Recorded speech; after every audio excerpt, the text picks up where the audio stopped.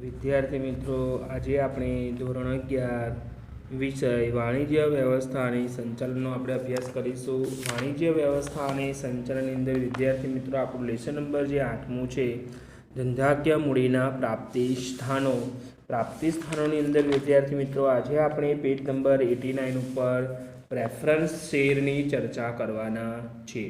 અગાઉ આપણે તમને મેં કહી દીધું છે કે પ્રેફરન્સ શેર છે કઈ છે, એના બે પ્રકાર છે. 20 વર્ષ પહેલાં પરત કરી શકાય તેવા શેર અને 20 વર્ષ પછી પરત કરી શકાય તેવા શેર.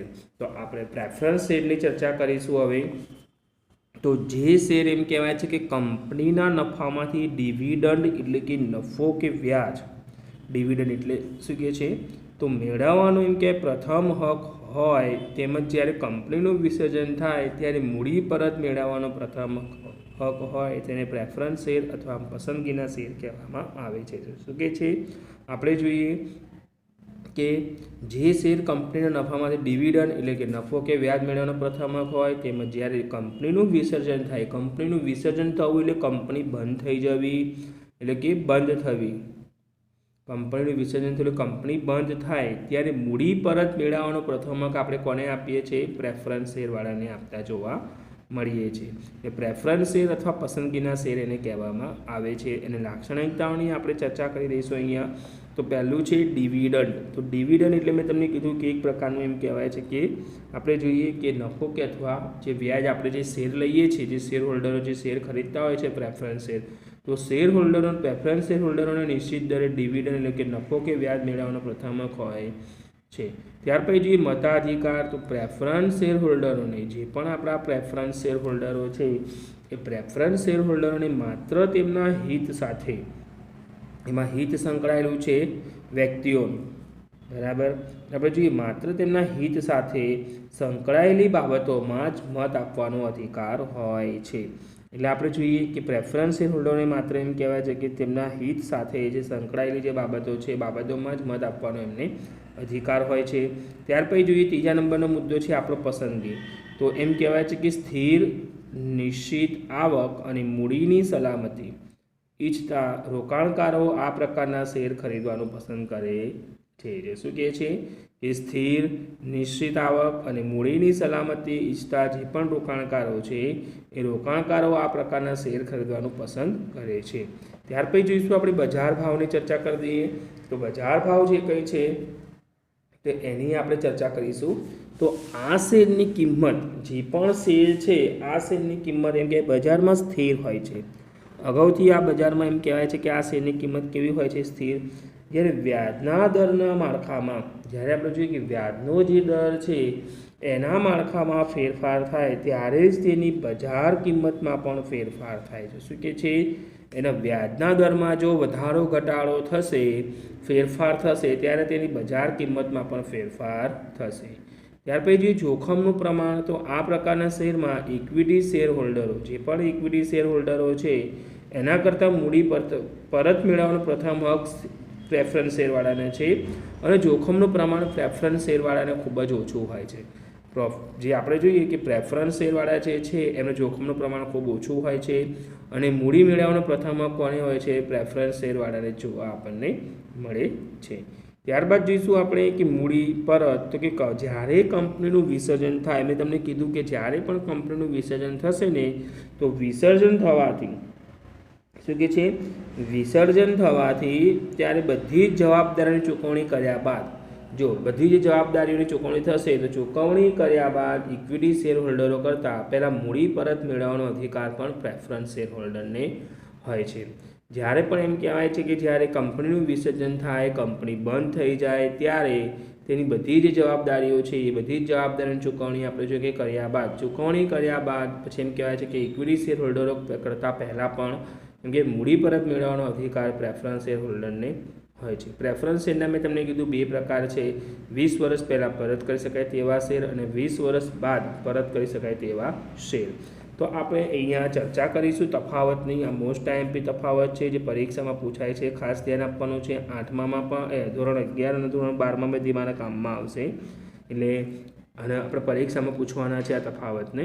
એટલે ઇક્વિટી શેર અને પ્રેફરન્સ શેર વચ્ચેનો તફાવત આપણે જોઈએ તો પહેલો મુદ્દો છે આપણો તફાવતના મુદ્દા ફરજિયાત. તો કે ઇક્વિટી શેર એમ કે દરેક કંપનીએ આ પ્રકારના શેર ફરજિયાત બહાર પાડવા પડે છે. ઇક્વિટી શેર જે કહે છે એ શું કરે છે, કંપની ફરજિયાત આ પ્રકારના શેર બહાર પાડવા પડે છે. પ્રેફરન્સ શેર આપણે જોઈએ કે દરેક કંપની માટે આ પ્રકારના શેર બહાર પાડવા ફરજિયાત નથી. કેમ કે એવું ન હોય કે પ્રેફરન્સ શેર ફરજિયાત બહાર પાડવા પડે, કેમ કે સૌથી આમ જોઈએ તો કંપની સૌથી વધારે જોઈએ તો ઇક્વિટી શેર બહાર પાડશે. અને પ્રેફરન્સ શેર અત્યારની હાલની આપણે વર્તમાન પરિસ્થિતિમાં જોઈએ તો પ્રેફરન્સ શેર હવે કોઈ પણ કંપની બહાર પાડતી નથી. કારણ કે કેમ કે પ્રેફરન્સ શેરમાં સૌથી ઓછું રોકાણ થશે, કેમ કે પ્રેફરન્સ શેર કોઈ ખરીદનારા હવે જોવા મળતા નથી મોટે ભાગે. કેમ કે પ્રેફરન્સ શેર કરતાં ઇક્વિટી શેરની અંદર આપણને વ્યાજનો દર, ડિવિડન્ડ આપણને વધુ મળે છે. અને પ્રેફરન્સ શેર એમ કહેવાય છે કે આપણે જોઈએ કે પ્રેફરન્સ શેરની અંદર એમ કે ડિવિડન્ડ ઓછું, પ્રેફરન્સ શેરની અંદર ડિવિડન્ડ આપણને ઓછું મળે છે. એટલે લોકો એમ કહેવાય છે કે પ્રેફરન્સ શેર નથી ખરીદતા, પણ એમ કે ઇક્વિટી શેર ઉપર વધુ ઝોક આપતા જોવા આપણને, વધુ ભાર આપતા જોવા આપણને મળે છે. ત્યારબાદ જોઈએ ડિવિડન્ડના દરની વાત કરી દઈએ કે ડિવિડન્ડનો દર આમાં અનિશ્ચિત હોય છે, જ્યારે પ્રેફરન્સ શેરની અંદર ડિવિડન્ડનો નિશ્ચિત હોય છે દર. જ્યારે જો પ્રેફરન્સ શેરમાં અગાઉથી જ ડિવિડન્ડનો દર નિશ્ચિત હોય છે, એટલે નિશ્ચિત હોવાના કારણે ખૂબ ઓછો જોવા મળે ડિવિડન્ડનો દર, જ્યારે ઇક્વિટી શેરમાં ડિવિડન્ડનો દર ખૂબ વધુ પ્રમાણમાં જોવા આપણને મળે છે. ત્યાર પછી જોઈએ અધિકારની વાત કરી દઉં તો કંપનીની સભામાં હાજર રહેવાનો, મત આપવાનો તથા સંચાલકોને ચૂંટવાનો અધિકાર હોય છે. જો શું કહે છે, કંપનીની સભામાં જ્યારે કંપનીની અંદર જે સભા ભરાતી હોય તો તે સભાની અંદર આપણે જોઈએ ખાસ કરીને કે હાજર રહેવાનો, મત આપવાનો અને તથા સંચાલકોને ચૂંટવાનો પણ એને અધિકાર હોય છે. જ્યારે પ્રેફરન્સ શેરમાં કેવું છે, ફક્ત તેમના હિત સાથે સંકળાયેલી બાબતોમાં, એના હિત સાથે એમ કહેવાય છે સંકળાયેલી બાબતો છે, એ બાબતોમાં જ મત આપવાનો અધિકાર જોવા આપણને મળે છે. ત્યારબાદ જે છે જોખમની વાત કરી દઈએ. ચોથા નંબરનો મુદ્દો છે આપણો જોખમ. તો જોખમ જોઈશું આપણે કે જોખમની વાત કરી દઉં તો કે છે જોખમનું પ્રમાણ ઇક્વિટી શેરમાં વધુ હોય છે. કેમ? કારણ કે કંપની વિસર્જન થઈ જાય તો વિસર્જન થાય ત્યારે કંપની બંધ થઈ જાય તો એમાં જોખમ એ જોવા આપણને મળશે. કંપની બંધ થશે ત્યારે તો સૌપ્રથમ પહેલાં પ્રેફરન્સ શેરવાળાની ચૂકવણી કરશે અને બધાની ચૂકવણી કર્યા બાદ જો પૈસા વધશે કંપની પાસે તો જ ઇક્વિટી શેર હોલ્ડરોને મળશે, પણ વધતા જ નથી. કેમ કે એ લોકોની બધી ચૂકવણી કર્યા બાદ એ લોકો હાથ અદ્ધર કરતા જોવા મળે છે, નાદાર જાહેર કરવામાં આવે છે અથવા એવું બને. પછી જ્યાર પછી આપણે જોઈએ જોખમનું પ્રમાણ ઓછું હોય છે. પ્રેફરન્સ શેરની અંદર આપણે જોઈએ તો જોખમનું પ્રમાણ આપણને ખૂબ ઓછું જોવા મળે છે. રોકાણકારોની વાત કરું તો કે જોખમ લેવા અને શેરમાં સટ્ટો કરવા ઈચ્છતા રોકાણકારો જોખમ લેવું પણ છે અને શેરની અંદર એમ કહેવાય છે કે સટ્ટો કરવા, સટ્ટો રમવા ઈચ્છતા રોકાણકારો આ શેર જ વધુ પસંદ કરતા જોવા આપણને મળે છે. સૌથી વધારે ડિવિડન્ડ જેમાં મળતું હોય, નફો મળતો હોય, વ્યાજ મળતું હોય એમાં જ આપણે વધુ રોકાણ કરવું જોઈએ. લોકોનું ઈચ્છવું આવું છે. તો જ્યારે એમ કહેવાય છે કે પ્રેફરન્સ એમાં જોઈએ કે નિશ્ચિત આવક અને મૂડીની સલામતી, જે પણ આપણી નિશ્ચિત આવક છે અને મૂડીની જે સલામતી છે ઈચ્છતા રોકાણકારો આ શેર વધુ પસંદ કરે છે. એ લોકો શું કહેવાય છે, આ શેરને વધુ પસંદગી આપતા જોવા આપણને મળે છે. એમની નિશ્ચિત આવક છે, આવક પણ ઓછી છે અને એમ કહેવાય છે મૂડીની સલામતી પણ એ લોકોને ઈચ્છતા લોકો છે, એને મૂડીની સલામતી જોઈએ છે કે મારી મૂડીની સલામતી હોવી જોઈએ. એટલે એવા લોકો શું કરે છે કે એમ કહેવાય છે કે પ્રેફરન્સ શેર ખરીદતા જોવા આપણને મળશે. ભલે આપણને ડિવિડન્ડનો દર ઓછો મળે પણ આપણી મૂડીની સલામતી તો જોવા આપણને મળે છે. ત્યાર પછી જોઈએ બજાર ભાવની વાત કરી દઉં તો બજાર ભાવમાં જોઈએ કે આ શેરના બજાર ભાવ વધઘટ થતા જોવા આપણને મળે છે. શું કહે છે, આ શેરના બજાર ભાવ આપણને વધઘટ થતા જોવા મળે છે. જ્યારે પ્રેફરન્સ શેરમાં જોઈએ કે આ શેરની કિંમત પ્રમાણમાં સ્થિર રહે છે. જો આ શેરની કિંમત કેવી રહેશે, પ્રમાણમાં સ્થિર રહેશે અને બજાર કિંમતમાં વધઘટ થતી નથી. જે બજાર જે આપણી કિંમત છે એ બજાર કિંમતમાં પણ આપણી વધઘટ થશે નહીં. ત્યાર પછી જોઈએ મૂડીમાં વૃદ્ધિની વાત કરી દઈએ તો કે આ પ્રકારના શેરમાં હકના શેર, જો ઇક્વિટી શેરમાં આપણે જોઈએ કે કંપની શું કરે છે, હકના પણ આપણને શેર આપશે, બોનસ શેર પણ આપણને આપશે. એના કારણે મૂડીમાં વૃદ્ધિ થતી, મૂડીમાં વૃદ્ધિ એટલે મૂડીમાં વધારો થશે.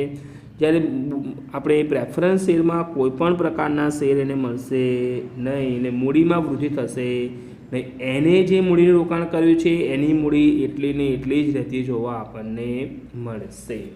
ત્યાર પછી આપણે જોઈએ અહીંયા નેક્સ્ટ રાખી મૂકેલ કમાણીની વાત કરી દઈએ તો જે પણ આપણી રાખી મૂકેલ કમાણી જે છે એની હવે આપણે ચર્ચા કરવાના છે। તો રાખી મૂકેલ કમાણીમાં જોઈએ કે કંપની પોતાના સમૃદ્ધિના સમયમાં એટલે કે સમૃદ્ધિના સમયમાં વધુ નફો કમાય ત્યારે, જ્યારે કંપની એમ કહેવાય છે કે તેજીમાં હોય, સમૃદ્ધિના સમયમાં હોય, જ્યારે વધુ નફો કમાશે ત્યારે બધો જ નફો ડિવિડન્ડ સ્વરૂપે વહેંચવાને બદલે શું કહે છે, બધો નફો કંપની એમ કહેવાય છે ડિવિડન્ડ તરીકે શેર હોલ્ડરોને નહીં વહેંચે, અમુક જ પ્રકારનો નફો વહેંચશે અને અમુક પ્રકારનો નફો કંપની પોતાની પાસે રાખી મૂકશે, એને રાખી મૂકેલ કમાણી તરીકે કહેવામાં આવે છે।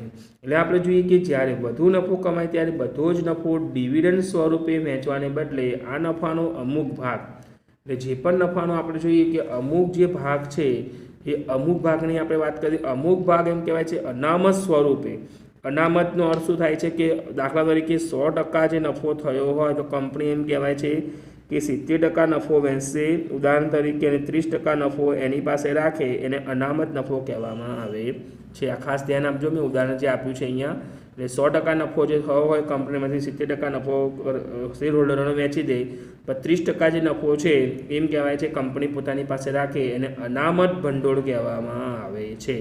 એટલે અનામત સ્વરૂપે ધંધામાં રાખીએ છીએ, પણ ધંધાની ભવિષ્યમાં જે પણ ધંધો કરીએ છીએ એ ધંધાની કે ભવિષ્યમાં ઊભી થતી જવાબદારીઓ, જે પણ ધંધાની અંદર જે પણ આપણે જવાબદારીઓ આવતી હોય એ જવાબદારીઓ અદા કરવા આ રાખી મૂકેલ કમાણીનું ધંધામાં પુનઃરોકાણ કરવામાં આવે છે, તેને નફાનું પુનઃરોકાણ કહેવામાં આવે છે। શું કહે છે, એટલે ધંધાની ઊભી થતી જવાબદારીઓ, જે પણ ઊભી થતી જવાબદારીઓ છે અદા કરવા રાખી મૂકેલ કમાણીનું એમ કે ધંધામાં જે પુનઃરોકાણ કરવામાં આવે એને નફાનું પુનઃરોકાણ કહેવામાં આવે છે।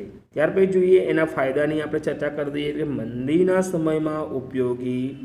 તો જોઈએ કે બજારમાં થતા નકારાત્મક ફેરફારો, જે પણ નકારાત્મક ફેરફારો બજારમાં થતા હોય છે એ નકારાત્મક ફેરફારો એમ કહેવાય છે કે તેમજ મંદીના સમયમાં આવી પડેલ મુશ્કેલીઓનો સામનો કરવા માટે આ પ્રાપ્તિ સ્થાન ખૂબ જ ઉપયોગી છે। એટલે જે અનામત ભંડોળ જે આપણે રાખી મૂકેલું છે, તો નકારાત્મક ફેરફાર કે મંદીના સમયની અંદર જે અનામત ભંડોળ કંપની પાસે પડ્યું છે એમ કહેવાય છે કે એ મુશ્કેલીનો સામનો કરવા માટે એ પ્રાપ્તિ સ્થાન આપણા માટે ખૂબ જ અગત્યનું જોવા મળે છે।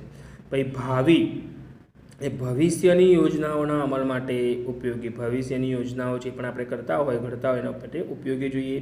તો ધંધા કે એકમનો વિકાસ, પછી વિસ્તરણ અને કહે છે કે આધુનિકીકરણ અને જેવી ભાવિ યોજનાઓ છે, ભવિષ્યની જે યોજનાઓ છે એ યોજનાઓનો અમલ કરવા અને મૂડી મેળવવા બાહ્ય પ્રાપ્તિ સ્થાનો પર આધાર રાખવો પડતો નથી।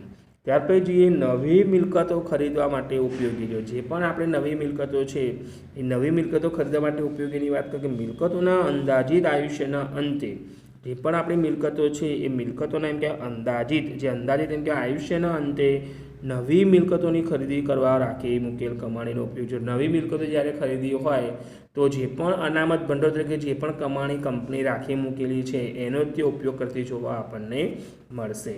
ત્યારબાદ જોઈએ આપણે સ્થિર ડિવિડન્ડ નીતિની વાત કરી દઈએ તો કે કંપની કેટલીક વાર સ્થિર ડિવિડન્ડ નીતિ અપનાવે ત્યારે રાખી મૂકેલ કમાણી ઉપયોગી નીવડે છે। શું કે છે, કંપની એમ કહેવાય છે કેટલીક વાર આપણે જો સ્થિર ડિવિડન્ડ નીતિ જ્યારે અપનાવે ત્યારે રાખી મૂકેલ જે કમાણી છે એ ઉપયોગી થતી જોવા આપણને મળે છે। ત્યાર પછી જોઈએ બોજ મુક્ત મિલકતો, એટલે કહેવાય રાખી મૂકેલ કમાણી માલિકીનું ભંડોળ હોવાથી, શું કે છે, રાખી મૂકેલ જે કમાણી છે આપણી એ માલિકીનું ભંડોળ હોવાથી મિલકતો પર કોઈ બોજો ઊભો કરવો પડતો નથી। જે પણ મિલકતો છે એની પર કોઈ પણ બોજ આપણે ઊભો કરવો પડતો નથી। ત્યાર પછી જે ઉછીની મૂડી પરત કરી શકાય, તો જોઈએ કે રાખી મૂકેલ કમાણી ઉછીની લીધેલ મૂડી પરત કરવા ઉપયોગી છે। શું કે છે, રાખી મૂકેલ જે આપણે કમાણી કરી છે આપણે જે અનામત ભંડોળ તરીકેની, એને એમ કહેવાય છે કે આપણી ઉછીની જે મૂડી લીધેલી હોય એટલે કમાણી ઉછીની લીધેલ મૂડી પરત કરવા માટે ઉપયોગી પણ થતી જોવા આપણને મળે છે। મૂડી પડતરમાં ઘટાડાની વાત કરી દઈએ તો રાખી મૂકેલ કમાણીને કારણે જે પણ આપણે રાખી મૂકેલ કમાણી છે એના કારણે ધંધાકીય એકમે મૂડી મેળવવા બાહ્ય પ્રાપ્તિ સ્થાનો પર આધાર રાખવો પડતો નથી। જો શું કહે છે, આપણી પાસે રાખી મૂકેલ કમાણી હોય તો આપણે બાહ્ય એટલે બહારના કોઈ પ્રાપ્તિ સ્થાન પર આધાર રાખવો પડતો નથી કે મૂડી મેળવવા ખર્ચ કરવો પડતો નથી, તેથી મૂડી પડતરમાં ઘટાડો થતો જોવા આપણને મળે છે। ત્યાર પછી માલિકીનું ભંડોળની વાત કરીએ તો કે નફાનું પુનઃરોકાણ એ માલિકીનું ભંડોળ હોવાને કારણે વ્યાજ ચૂકવવું પડતું નથી। શું કહે છે, નફાનું પુનઃરોકાણની વાત કરીએ કે માલિકીનું ભંડોળ હોવાના કારણે, જે માલિકીનું ભંડોળ છે તો એના કારણે વ્યાજ આપણે ચૂકવવું પડતું નથી। ત્યાર પછી જોઈએ એની મર્યાદાઓની વાત કરી દઈએ. હવે એની લિમિટેશન શું છે, એની મર્યાદાઓ.